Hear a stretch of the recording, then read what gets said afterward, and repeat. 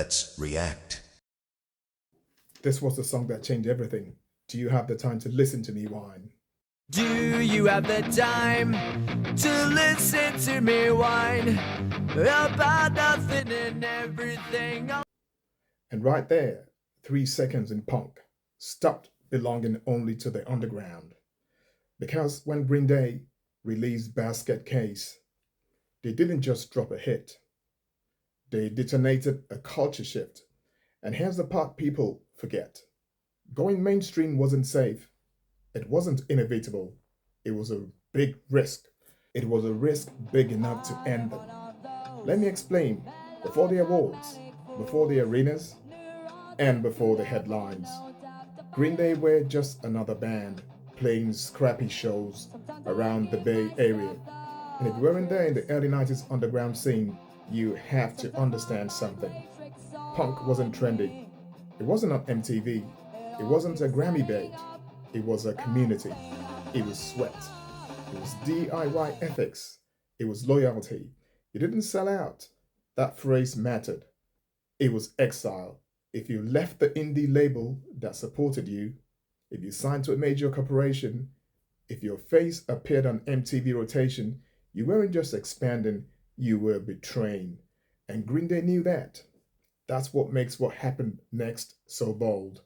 They signed to a major label, and that moment, that signature, was the first real risk. Because once you cross that line, you don't get to pretend you did it. You don't get to quietly go back to the 200 capacity clubs if it blows up wrong. You're exposed, you're visible. And then in 1994, they released Dookie.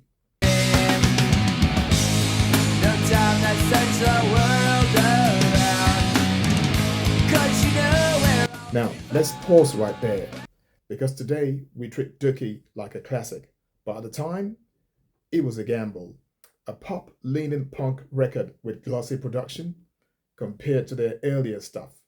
Catchy hooks, big choruses, melodies that struck. And that was the danger, because punk was supposed to reject polish. But Green Day embraced it. Longview, When I Come Around, and of course Basket Case. Suddenly, punk wasn't hiding in basements anymore. It was on daytime radio. It was in shopping malls. It was blasting from car stereos in suburban neighborhoods. And for every new fan gained, an old fan felt betrayed. They were literally banned from playing certain underground venues. People turned their backs. Friends distanced themselves. And imagine that for a second. You just hit the big time. Your album is flying off shelves. And your original community is calling you corporate. That's emotional risk, not business risk. Identity risk. Now, here's where it gets deeper. Going mainstream changes the rules. When your mainstream expectations multiply, suddenly you're expected to deliver hit after hit. Suddenly, interviews matter. Suddenly, image matters. Suddenly, every move is scrutinized. And punk thrives on not caring. So how do you stay anti-establishment when you're suddenly part of the establishment machine? That's the tightrope. Too polished, then you're fake. Too raw, you're unmarketable. And Green Day walked that line in real time. Now, I want you to think about something else. What happens to rebellion when you get rich?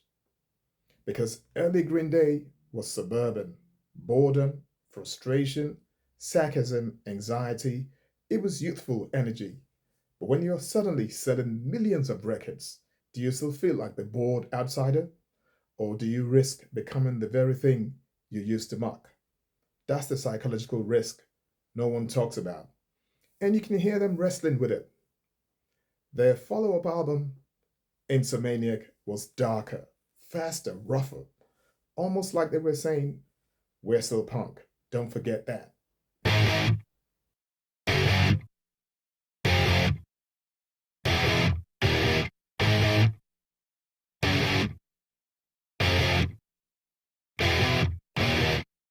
I'm having trouble.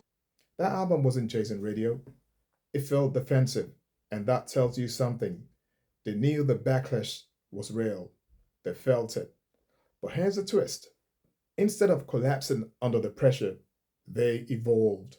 And this is where the second massive risk happens. Fast forward to the early 2000s. Pop punk is everywhere. The sound Green Day helped popularized is now mainstream. The scene is crowded. And this is the moment when most bands fade. But Green Day, they didn't shrink. They escalated. In 2004, they released American Idiots. I love that title.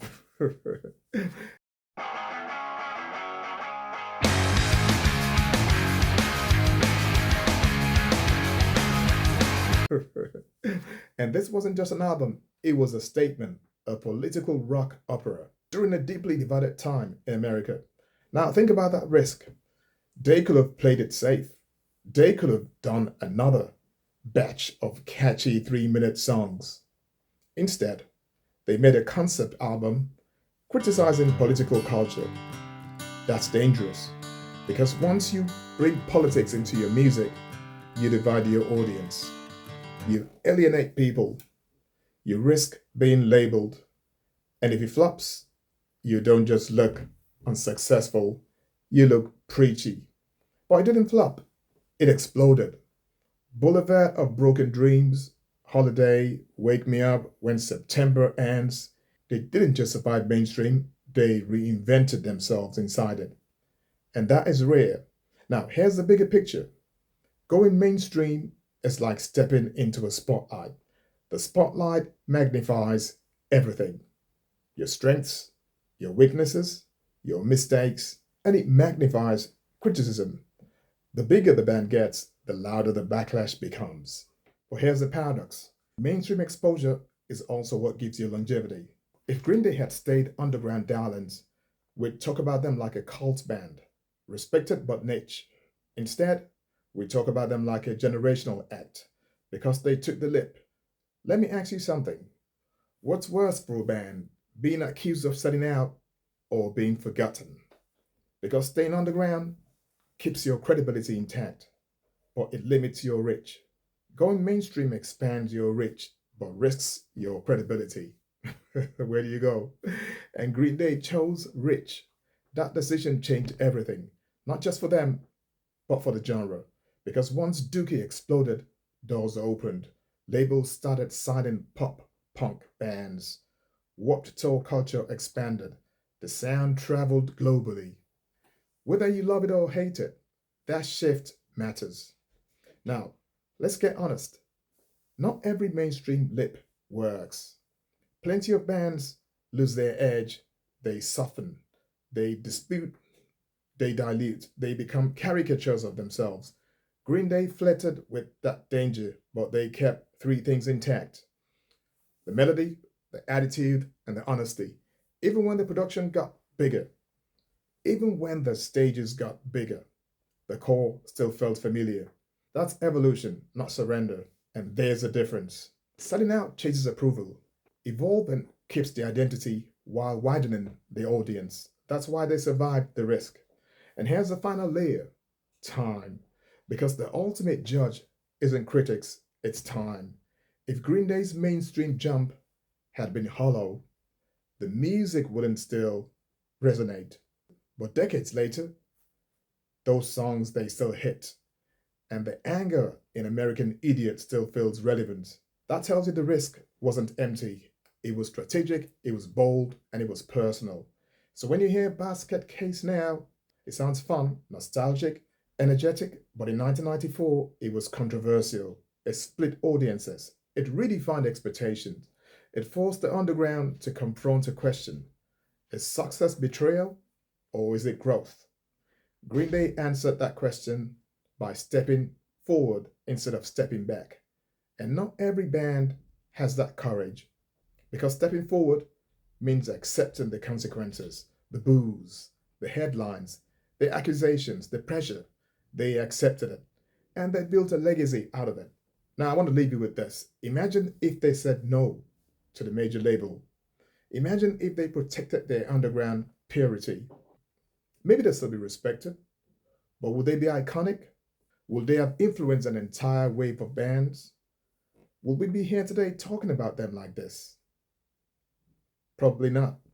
And that's the real lesson. Sometimes the biggest risk isn't setting out, it's refusing to grow. Green Day grew, and it nearly cost them everything, but it also made them immortal. Now, when you first heard them hit mainstream radio, did you think they'd last? Be honest. Or did you think they were just another 90s flash in the pan? I'm curious, because sometimes the lip that looks like a betrayal is actually the beginning of a legacy. My name is Harry. I hope you enjoyed it. And if you did so, please don't forget to subscribe and become a part of the family. Also, check out our membership. Take care. Bye.